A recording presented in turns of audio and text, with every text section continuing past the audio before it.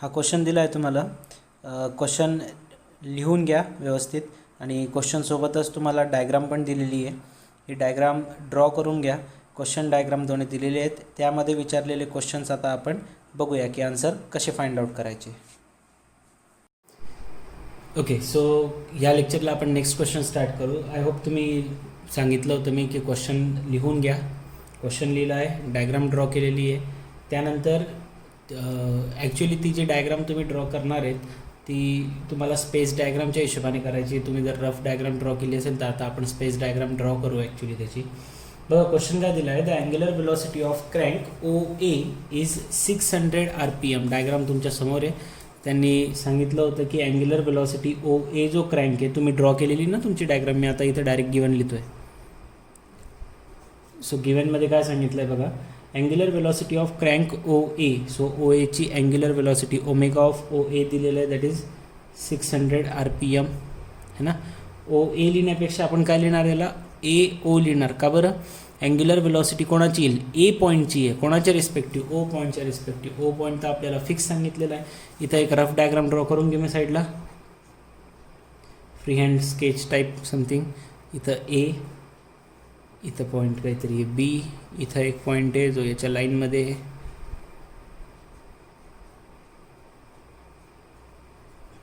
हा point C, इकडं point आहे असा.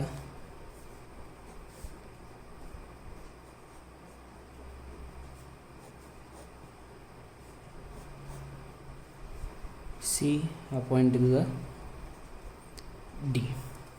ठीक आहे, या पद्धतीने एक डायग्राम आहे. सांगितलं आहे की this angle of inclination is 75 degree. O point आणि हा अँटी क्लॉकवाईज रोटेट होतो आहे. ओके, सो या A पॉईंटचं मोशन होतं आहे कोणत्या पॉईंटच्या रिस्पेक्टिव्ह, Oच्या, आणि त्याची अँग्युलर वेलोसिटी आपल्याला माहिती 600 RPM आहे. फाइंड आउट करायचं आहे आपल्याला linear velocity of slider D. काय काय फाइंड करायचं आहे ते लिहून घेऊ. लिनियर वेलोसिटी म्हणजे V फाइंड आउट करायचं आहे, linear velocity of D. Angular velocity of link BD find out करायचं आहे. B to D जी आपली लिंक आहे त्याची अँग्युलर वेलोसिटी काढायची आहे. ठीक आहे, पुढे अजून काय काढायचं आहे, when the crank is inclined at an angle of 75 degree to the vertical. हे आपल्याला डायग्राममध्ये दिलेलं आहे की 75 डिग्री व्हर्टिकल आहे. The dimension of the various link are. OA ची व्हॅल्यू आपल्याला दिलेली 28 mm, AB ची व्हॅल्यू दिलेली आहे आपल्याला 44 mm, BC ची व्हॅल्यू दिलेली आहे आपल्याला 49 mm, BD ची व्हॅल्यू दिलेली आहे आपल्याला 46 mm. The path of travel of the slider is 11 mm below the fix point C. बघा आता हा पॉईंट महत्त्वाचा आहे.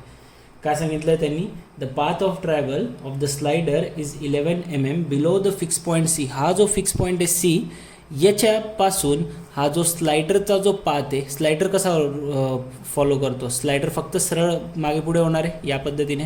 तर हा स्लायडरचा जो पाथ आहे तो या C पॉईंटपासून किती अंतरावर आहे, तर त्यांनी हे सांगितलं आहे की दिस डिस्टन्स इज 11 mm. हे महत्त्वाचं आहे.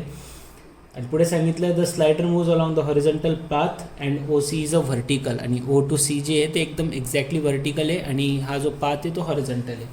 अशा पद्धतीने आपल्याला दिलेलं आहे. तर आपल्याला बघा आता अँग्युलर वेलोसिटी दिली होती. अँग्युलर वेलोसिटी दिलेली आपल्याला काय दिलं होतं, अँग्युलर वेलोसिटी 600 RPM है ना. RPM दिलेलं आहे. ते RPM हे काय राहतं, बेसिकली हे फ्रिक्वेन्सीचं युनिट येतं. ओमेगा इज इक्वल टू काय राहतं आपलं 2πn. बेसिकली हे ओमेगा न देता काय दिलं आहे म्हणजे आपल्याला एनची व्हॅल्यू दिली. मी युनिटनी बघितलं पहिले त्यामुळे गडबडून गेली ती. सो 2πnची व्हॅल्यू आहे 600. मिनिटमध्ये ते डिवाइड बाय 60 करावं लागेल. सो डिवाइड बाय 60 केलं तर हे गेलं 10 into 2 20 into π 3.14. 20 into 3.14 करा, तुम्हाला आन्सर भेटून जाईल 62.84 रेडियन पर सेकंड. इथून तुम्हाला काय भेटलं, अँग्युलर वेलोसिटी भेटून गेली कोणाची, OA ची. ठीक आहे, OA ची एकदा अँग्युलर वेलोसिटी भेटली तर आपण त्याची लिनियर वेलोसिटी काढू शकतो. कारण आपल्याला माहिती आहे linear velocity of OA with respect to O is nothing but काय होऊन जाईल OA into omega of AO. V equal to R omega वाला फॉर्म्युला आहे ना तो. OAचं अंतर, O to A चं अंतर किती सांगितलं आपल्याला, 28 mm. मी तुम्हाला त्या दिवशी पण सांगितलं होतं mmचं कन्वर्जन कशात करावं लागतं, मीटरमध्ये. कारण बाकीचे व्हॅल्यू स्टँडर्ड आहेत ना तुमच्याकडे, तर ते मीटरमध्ये आहेत म्हटल्यावर यांना पण स्टँडर्डमध्ये करावं लागतं. 28 डिवाइड बाय 1000 केलं, 1000ने डिवाइड का केलं, mmचं कन्वर्जन मीटरमध्ये करण्यासाठी. ओमेगाची व्हॅल्यू किती आहे 62.84. मल्टिप्लिकेशन केलं आन्सर किती येईल 1.76 रेडियन पर सेकंड. हे आन्सर येईल तुमचं 1.76 रेडियन पर सेकंड. पहिला आन्सर भेटून गेला आपल्याला. हेच तर लागत राहतं आपल्याला, एकच वेलॉसिटी लागत राहते ना. याच्यावरूनच आपण आपली वेलॉसिटी डायग्राम ड्रॉ करून घेतो. सॉरी, हे मीटर पर सेकंड येईल रेडियन पर सेकंडनी, कारण लिनियर वेलॉसिटी भेटली आपल्याला 1.76 रेडियन मीटर पर सेकंड. सगळ्यात पहिले काय ड्रॉ करूया, एक स्पेस डायग्राम ड्रॉ करून घेऊ. ठीक आहे, जेणेकरून आपल्याला ते कॅल्क्युलेशन करायला सिंपल जाईल. मग आता बघा, तुम्हाला स्केलनुसार करायचं तर स्केलनुसार करा स्पेस डायग्राम ड्रॉ, किंवा मग डायरेक्टली जर हे बसत असेल तर त्या पद्धतीने करा. 28 mm सांगितलं. 28 mm म्हणजे किती राहतं 2.8 सेंटीमीटर बसतं आहे ना ते. 2.8, 4.4, हे 4.6, 4.9, हे 75 डिग्री. ठीक आहे, या पद्धतीने. ओके, मग सुरुवात कुठून करणार, सुरुवात कोणतं तरी एक पॉईंट घ्या ओ, आणि त्याच्यासाठी काय करावं लागेल, त्याच्यासाठी तुम्हाला ड्रॉ करावे लागतील पहिले एक रेफरन्स लाईन. रेफरन्स लाईन कशा काढायच्या बघा, मी तुम्हाला काय सांगितलं होतं, असं तुमच्या नोटबुकमध्ये किंवा तुम्ही ज्यावेळेस याच्यावर पण काढाल आपलं शीटवर, तर शीटवर सुद्धा एक हॉरिझॉन्टल आणि एक व्हर्टिकल लाईन दिलेली राहते. त्या लाईनचा वापर करायचा प्रोजेक्शन घेण्यासाठी. ही व्हर्टिकल लाईन आहे, या व्हर्टिकल लाईनवर आपली स्केल ठेवायची अशी रोलर, जेणेकरून तुम्ही त्याच्याने ही रोलरला असं फिरून एक लाईन ड्रॉ करू शकतात, है ना, पॅरलल लाईन.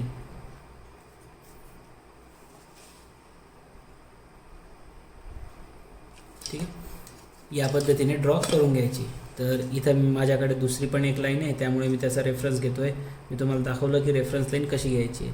सो इथून त्यांनीच सांगितलं होतं की ही जी लाईन आहे OC ती एक्झॅक्टली व्हर्टिकल आहे. तर मग मी आपलं पेननेस काढतो. इथं एक पॉईंट आहे तुमचा O, हा फिक्स पॉईंट आहे. ठीक आहे, इथून किती अँगल येतो व्हर्टिकलपासून, किती अँगल सांगितलं आहे 75. मग आपलं स्टार्ट झालं. आता आपलं कोनमापकचं काम. पहिले इथे हे ठेवायचं या पद्धतीने, एकदम व्यवस्थित ठेवायचं. त्याच्यामध्ये लाईन्स वगैरे बघायच्या. ह्या ज्या लाईन्स राहतात कोनमापकच्या, ह्या सरळ लाईनवर आलेल्या आहेत की नाही.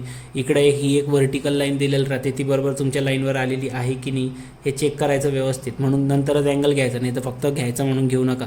75 डिग्री कुठपर्यंत येईल, हे इथून जर स्टार्ट केलं समजा तर 75 सांगितलं आहे ना, तर हे किती आहे 90मधनं 15 कमी करा, म्हणजे हे येऊन जाईल तुमचं 75 इथं. Yes, 90 + 75 become 60, 165. Yes, okay. So हे झालं तुमचं 90 डिग्रीचा अँगल इथून. ठीक आहे, मग आता इथून काय सांगितलं आहे आपल्याला हे तर माहीत पडून गेलं की आपली 90 डिग्रीचा आपलं 75 डिग्री इथं येणार आहे. या हॉरिझॉन्टल या व्हर्टिकल लाईनपासून आपलं 75 डिग्री इथपर्यंत आहे. मग आता त्यांनी सांगितलं आहे की ही लाईन जी आहे ती किती mmची आहे, ही वरती O to A he line किती आहे 28 mm. करणार काय मग, घ्यायचं कर्कटक एक, त्याच्यामध्ये मोजायचं 28 mm.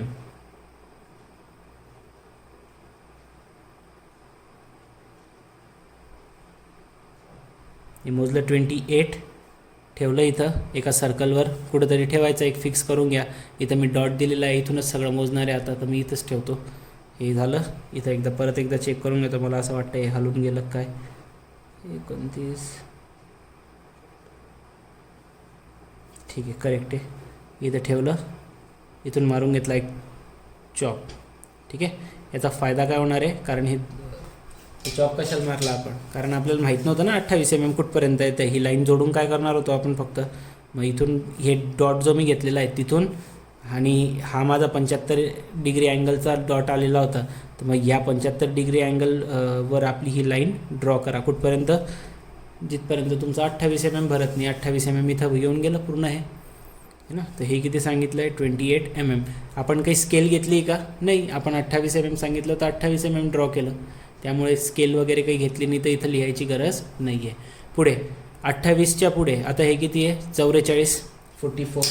परत काय घेणार, कोनमापक हे आपलं कर्कटक घ्या, त्याच्यात मोजा ते 44 mm.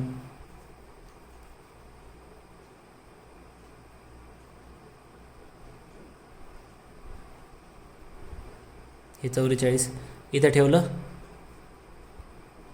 आपलं तुमचं 44. इथं एक चॉप मारून घ्या. आता चॉप मारल्याशिवाय आपली ही डायग्राम बनणारच नाही. आपल्याला काय माहिती 44 कुठं आणायचं आहे, त्यांनी थोडी सांगितलं हे किती अँगलवर आहे वगैरे काही, फक्त एवढं सांगितलं होतं 75, तर हा 28 भेटला. आता हे पुढचं माहीत नाही आहे कसं आहे, तर मी इथं काढून घेतलं. ठीक आहे. त्यानंतर हे इथं कुठेतरी येणार आहे आपला कोणता पॉईंट, इथं 44 वर येणार आहे तुमचं काय म्हणता पॉईंट बी. ठीक आहे. इथून 44 वर काय येणार होतं तुमचा पॉईंट बी येणार आहे. चलो ठीक आहे. त्याच्यानंतर नेक्स्ट आता फाइंड आउट कसं करणार बघा, पुढची लाईन कशी ड्रॉ करणार. एकदा हे ड्रॉ होऊन गेलं तुमचं, इथून ही लाईन. आता इथं 44 येणार हे माहिती आहे. मग आता पॉईंट सी कुठे आहे ते माहिती आहे का, नाही माहिती. डी कुठे आहे ते माहिती आहे का, नाही माहिती. मग त्याला कसं ड्रॉ करायचं ते बघू. आता कसं फाइंड आउट करणार आहे, तर आपल्याला O2C चं अंतर दिलेलं आहे बघा. O2C क्वेश्चनमध्ये बघा तुम्ही, ते सगळे डिस्टन्स दिल्यानंतर तिथं एक अजून एक डिस्टन्स दिलं होतं की O2C जे आहे the centre distance between the centre of rotation O and C is 65 mm. तो O पासून किती खाली आणायचं आहे, 65. चलो ठीक आहे, बघूया मग. आता ते माझ्या याच्यात तर काही क्लिअर दिसणार नाही, तुम्हाला जर तसं जमलं तर कसं करा. मी काय करतो, मी या कर्कटकमध्ये तेवढं डिस्टन्स घेऊन घेतो 65चं, जेणेकरून माझं बी काम सोपं होतं. आणि ते इथं हे पॉईंट ठेवण्यामध्ये गडबड होऊन जाते आणि त्याच्यामुळे मग ते वेलॉसिटी डायग्राम थोडी पण चुकली की आन्सर चुकायला लागतात. मग इथं हे इथपर्यंत येतं आहे 65 आलं, हे 65चा पॉईंट भेटला इथे. हा इथं कोणता पॉईंट येणार आहे तुमचा, हा पॉईंट येणार आहे तुमचा सी. एक्झॅक्टली पॉईंटवर ठेवायचं बरं. तुम्ही भलेही ते हे जे फिक्स पॉईंटचं वगैरे ते निशाण आहे ते व्यवस्थित नंतर काढा, पण हा पॉईंट दाखवून घ्या की हा पॉईंट 65 mm खाली आहे. हा किती आला, 65 mm खाली. आणि या 65 mm खाली असलेल्या पॉईंट सी पासून पॉईंट बी किती अंतरावर आहे, 49. मग आता 49 मोजा इथून.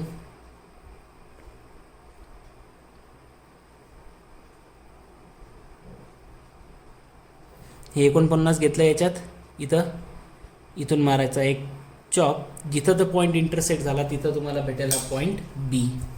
हा काय भेटला तुम्हाला पॉईंट बी. यांना दोघांना जॉईन करून टाका. बी आणि सी मधलं हे जोडलेला पॉईंट इथे, बी आणि ए मधला हा जोडलेला पॉईंट,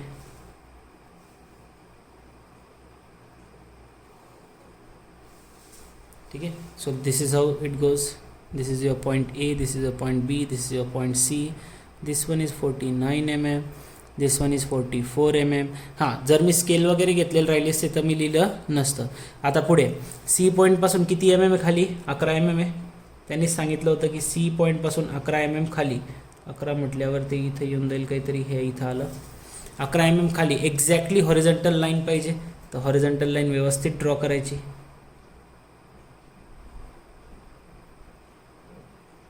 पाहिजे तर मला जर वाटतंय की माझं चुकू शकतं हॉरिझॉन्टल लाईनवरती घेताना, तर मी काय करेल, इकडे एक दुसरा कोनमापक घेऊन येतो आपला. इथं व्यवस्थित एकदा परपेंडिक्युलर लाईन सेट करून घेऊ.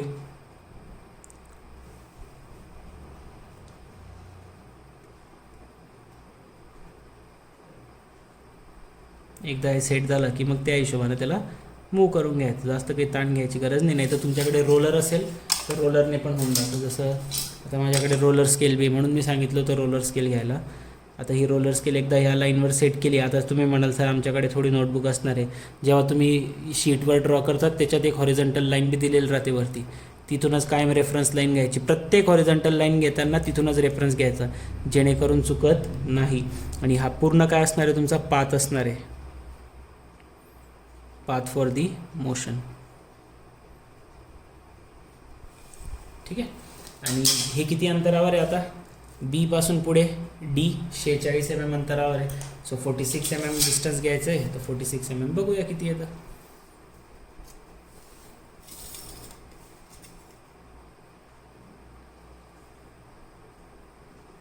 हे घेतलं मी कर्कटकमध्ये 46. हे 46 इथं बी पॉईंटवर ठेवलं आणि इथून ड्रॉ केला एक चॉप जो या हॉरिझॉन्टल लाईनला टच करेल. आणि हे भेटलं मला कोणता पॉईंट, आता माझा हा स्लायडरचा पॉईंट भेटला. दिस इज पॉईंट डी. पॉईंट व्यवस्थित शो करून घ्यायचा फक्त, जेणेकरून ते आपल्याला मोजमाप करताना पुढे कामात येतील. तर हा इथं पॉईंट तुमचा जॉईन करून द्या. हा एक पॉईंट आणि हा एक point. Yes, this is point your D. This one is 46 mm, 49, आणि हे किती सांगितलं होतं, this is your 11 mm. That's it. ही झाली तुमची स्पेस डायग्राम ड्रॉ. आता या स्पेस डायग्रामवरून काय ड्रॉ करायचं आहे आपल्याला ड्रॉ करायची आता याच्यावरून एक वेलॉसिटी डायग्राम. ठीक आहे, कशी ड्रॉ करणार बघा. आता वेलॉसिटी डायग्राम ड्रॉ करण्यासाठी सगळ्यात पहिले आतापर्यंत 2 क्वेश्चन पाहिले आपण. सगळ्यात पहिले तर हे लक्षात ठेवा की तुम्हाला जे क्वेश्चन्स विचारले जातील ना ते मोस्टली ते 2च राहतील. जे आपण पहिले 2 पाहिले ना, मोस्ट प्रोबॅबली तेच क्वेश्चन विचारले जातात तुम्हाला. कधी कधी बॅकलॉगच्या पेपरमध्ये हे क्वेश्चन विचारले जातात. ठीक आहे, जे टफवाले राहतात ना थोडे, ते बॅकलॉगच्या पेपरमध्ये विचारले जातात. जर तुम्ही इन केस चुकून फेल होऊन गेले, तसं तुम्ही फेल नाही झाले पाहिजे मी शिकवल्यानंतर, जर तुम्ही जर फेल बी होऊन गेले तर मग एखाद दिवस वाईट राहतो ना माणसाचा. त्याच्यानंतर मग तुम्हाला असे क्वेश्चन प्रॅक्टिस करावे लागतील. नाहीतर रेग्युलर पेपरमध्ये, आणि आता तर लॉकडाऊन नंतर आणि कोरोनानंतर तर मला वाटतं पेपर बी सोपा येईल, तर मोस्टली ते प्रोबॅबली वेलॉसिटी डायग्रामचा क्वेश्चन येईल. पण ते पहिले जे 2 क्वेश्चन आपण केलेत, एक सिंगल स्लायडरचा आणि एक 4 बार चेनचा, तेच क्वेश्चन विचारले जातात मोस्टली. एवढे किचकट क्वेश्चन येत नाही. हे किचकट नाही ॲक्च्युली, पण हे डायग्राम वगैरे ड्रॉ करायला टाईम लागतो म्हणून येत नाही. मग आता चला प्रोसेसकडे जाऊया. आता सगळ्यात पहिले आतापर्यंत जे 2 क्वेश्चन पाहिले आपण, त्याच्यामध्ये एकच पॉईंट यायचा जो फिक्स होता. आता या ठिकाणी फिक्स पॉईंट किती आहे, O पॉईंट 1 आहे आणि हा C पॉईंट 1 आहे. असे 2 पॉईंट आलेले आहेत फिक्स. तर मी कुठेतरी एक दाखवून देईल. लेट्स से हा घेतलं मी. आणि सगळ्यात महत्त्वाचं जे तुमच्यासाठी राहील की वेलॉसिटी डायग्राम ज्यावेळेस पण आपण ड्रॉ करतो, जर तुमचे फिक्स पॉईंट जितके पण येत असतील 2, 4, 6, 15, 20, 25 जितके पण फिक्स पॉईंट येत आहेत, ते फिक्स पॉईंट सगळे एकाच पॉईंटवर दाखवायचे राहतात. जसं हा इथं दाखवला O,C, कारण O आणि C दोन्ही फिक्स्ड आहे, तर इथं दाखवावं लागलं मला O,C. जर अजून एखादा राहिला असता ना फिक्स, तो पण मी इथंच दाखवला असता. ठीक आहे, चला मग आता आपले परपेंडिक्युलर लाईन ड्रॉ करायचं कार्यक्रम वापस सुरू होईल. आणि त्यासाठी आपल्याला लागेल सेट स्क्वेअर. मग सेट स्क्वेअरचं काम सुरू करूया. सगळ्यात पहिले या OAला आपल्याला परपेंडिक्युलर लाईन ड्रॉ करायची आहे.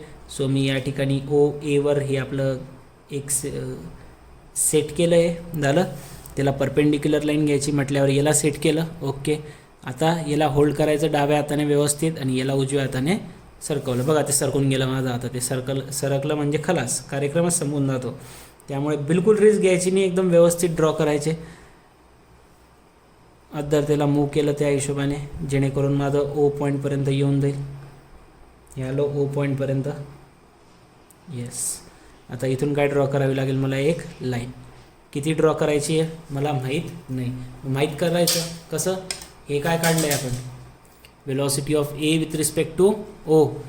आता काय घेणार मग वेलॉसिटी डायग्राम ड्रॉ करण्यासाठी, एक स्केल घ्यावी लागेल वेलॉसिटीसाठी.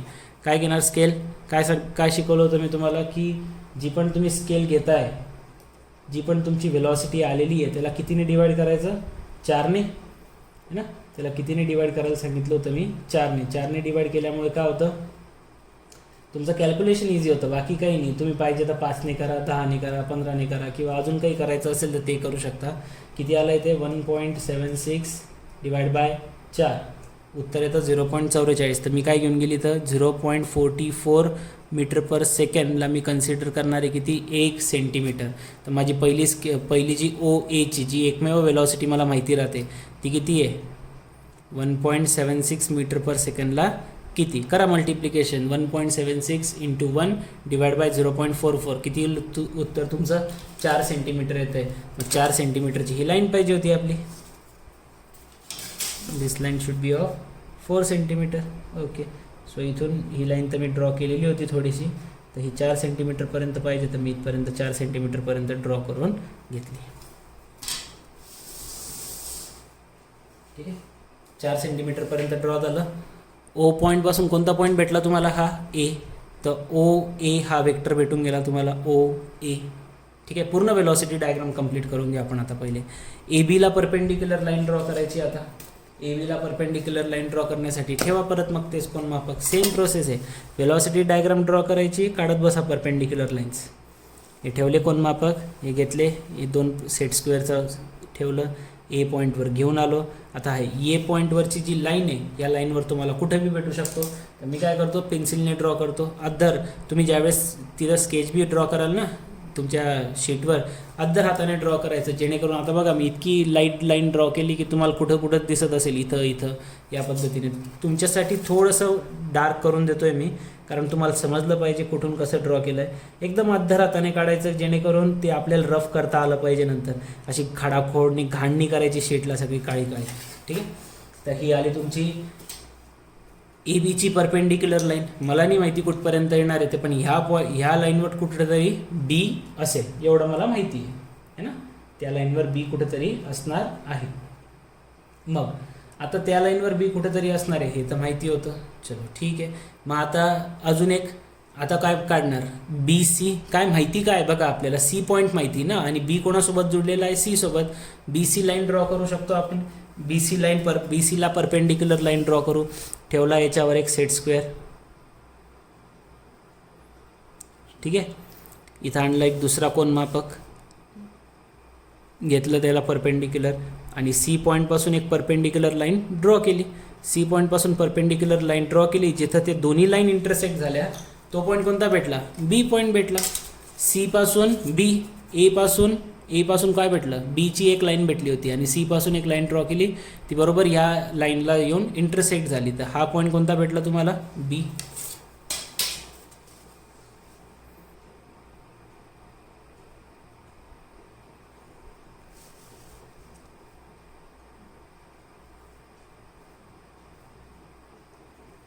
येस, दिस वन.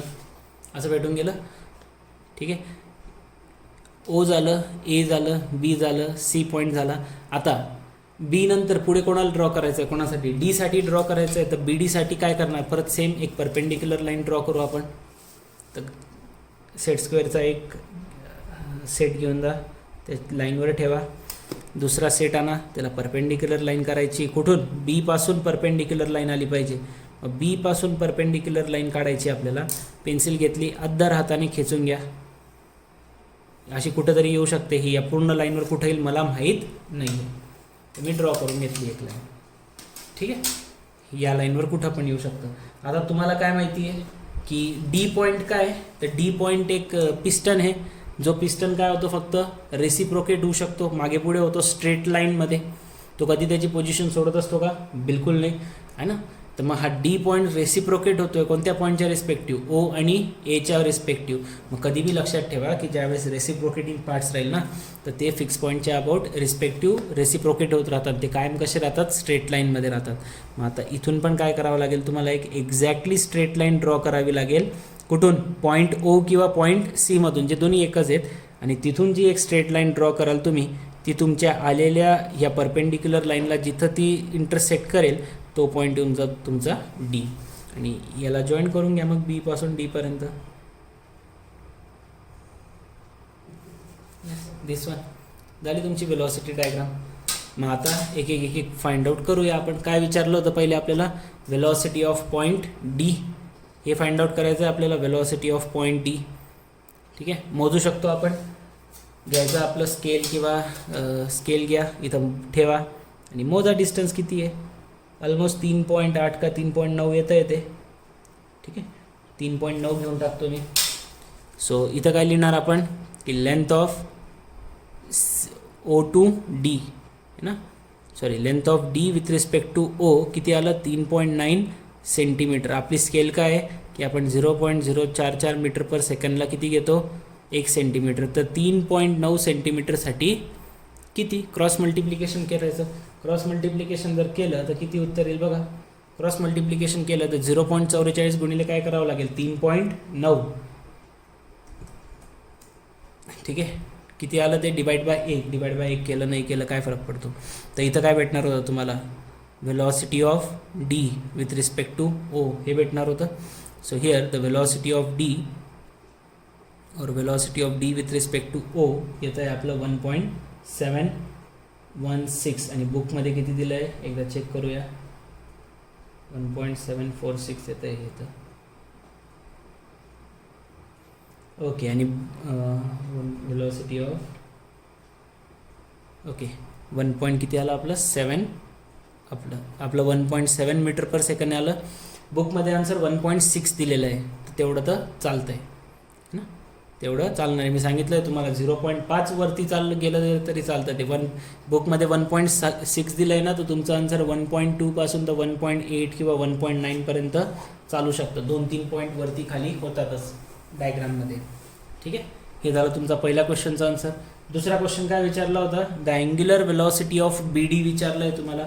बी ची angular velocity with respect to D है ना, हे विचारलं आहे तुम्हाला. किंवा सॉरी, डीची angular velocity with respect to B विचारलं होतं. डी बीचा अँग्युलर वेलॉसिटी विचारलं आहे. काही बी फाइंड आउट करा, एकच येईल ते. मग अँग्युलर वेलॉसिटी काढण्यासाठी फॉर्म्युला काय माहिती आहे आपल्याला? Omega of D with respect to B जर काढायचं असेल तर काय लागेल आपल्याला?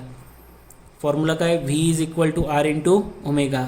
सो लिनियर वेलॉसिटी काढावी लागेल डीची. कोणाच्या रिस्पेक्टिव्ह? बीच्या. मल्टिप्लाय बाय त्या लिंकचं distance B D multiply by omega of D with respect to B. काढायचं काय? ओमेगा काढण्यासाठी हे बी डी इकडं आणून डिवाइड करा. So therefore omega of D with respect to B is equal to V of D with respect to B divide by B D असं येईल. ठीक, सगळ्यात पहिले काय? बी डी तर आपल्याला माहिती, बी टू डीचं डिस्टन्स किती दिलेलं आहे ते डायग्राममध्येच दिलं होतं, 46 mm आहे. त्याला आपण मीटरमध्ये कन्वर्ट करून घेऊ. पहिले आपल्याला काय लागेल? पण velocity of D with respect to B काढावं लागेल, आणि ते काढण्यासाठी आपण वेलॉसिटी डायग्राम काढलेली आहे. वेलॉसिटी डायग्राममध्ये डी टू बीचं अंतर मोजा. किती येतं? 4 सेंटीमीटर येते. तर 4 सेंटीमीटर जर येतं आहे तर मी इथं लिहून घेईल length of the D B is equal to 4 centimetre, आणि अकॉर्डिंग टू स्केल जर मी पुट केलं तर 0.44 मीटर पर सेकंडला मी किती घेतो आहे? 1 सेंटीमीटर. तर 4 सेंटीमीटरसाठी किती? ठीक आहे, 0.44 गुणिले काय करावं लागेल मग? 4. 0.44 गुणिले 4 केलं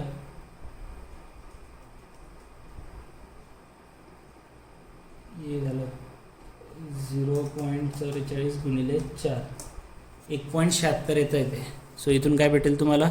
velocity of D with respect to B किती आलं? 1.76 मीटर पर सेकंड भेटलं. ठीक आहे, वेलॉसिटी भेटून गेली. डिस्टन्स माहिती आहे, तर इथून काय फाइंड आउट करू शकता? ओमेगा फाइंड आउट करू शकता. Omega is equal to velocity of D with respect to B divide by B D. So velocity of D with respect to B किती येईल? 1.76 डिवाइड बाय बी डीचं अंतर 46 mm दिलं आहे. So 46 divide by 1000 येऊन जाईल. So omega of D with respect to B is equal to 1000 वरती पाठवून द्या, 46ने डिवाइड करून घ्या. सो काय होऊन जाईल ते? 1.76 multiply by 1000 divide by 46, and here your answer is 38.26. आपला आन्सर किती येतं आहे? 38.26 रेडियन पर सेकंड. आणि बुकमध्ये आन्सर किती दिलं आहे? बुकमध्ये दिलं आहे 37 रेडियन पर सेकंडच्या आसपास आन्सर दिलं आहे. तर तेवढा तर फरक येणारच. तेवढं आलं पण पाहिजे. जर तुमचं आलं नाही याचा अर्थ तुम्ही काहीतरी गडबड केलेली आहे, हा अर्थ राहतो त्याचा. मी पहिले परत सांगतोय बरं, फरक आलाच पाहिजे बुकच्या आणि तुमच्या आन्सरमध्ये. झालं क्वेश्चन. आय होप तुम्हाला आता हा क्वेश्चन म्हणजे कम्पॅरेटिव्हली पहिल्यापेक्षा आता हे क्वेश्चन्स लवकर कळत असतील. ठीक आहे, चला मग आजचं लेक्चर आपण या क्वेश्चनसोबत संपूया. बाकी आपण नेक्स्ट लेक्चरमध्ये बघू. अजून 1-2 क्वेश्चन घेऊया आपण अशा टाईपचे, बेसिकली तुमचे वेलॉसिटी डायग्रामचे. एकदा तुम्हाला हे वेलॉसिटी डायग्राम थोडं व्यवस्थित कळून गेलं की मग आपण पुढे जाऊन ॲक्सेलरेशन डायग्राम बघणार आहेत. ठीक आहे, चला मग आजचं लेक्चर आपण इथंच थांबूया.